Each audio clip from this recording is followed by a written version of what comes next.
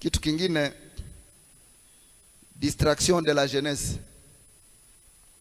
Vijana wengi wanasahau kwamba siku zetu zimehesabika. Wengine wako nakuja kukimbia nyuma ya maisha walishaoa. Wengine wako nakuja kukimbia nyuma ya maisha ishakuwa trop tard. Opportunité ma occasion zote alishamaliza iko mu distraction. Na kuna aina nyingi ya distraction ambazo zinafanya vijana washindwe kuandaa maisha yao ya kesho. Vijana wengi wameishi katika maisha ya competition. Nani ambaye ana simu nzuri? Nani ambaye anavaa vizuri? Nani ambaye anatoka na mademu wazuri? Nani ambaye anatembeleaka vilabu vizuri? Nani ambaye? Hiyo ndio imekuwa maisha ya vijana.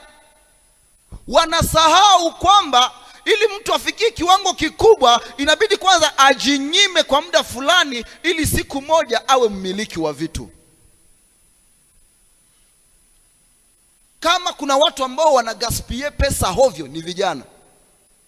Na kama vijana wangelipata akili ya kuchunga mali wanazozipata wakiwa vijana, kama vile siku zao zinavyokuwa mbele,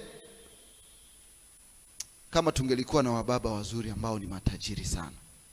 Sulemani alilijua hili, Yakobo alilijua hili, Yusufu alilijua hili, na wengi ambao maisha yao ilinusurika katika ujana walijua kwamba siku za ujana ni siku za kurekipere.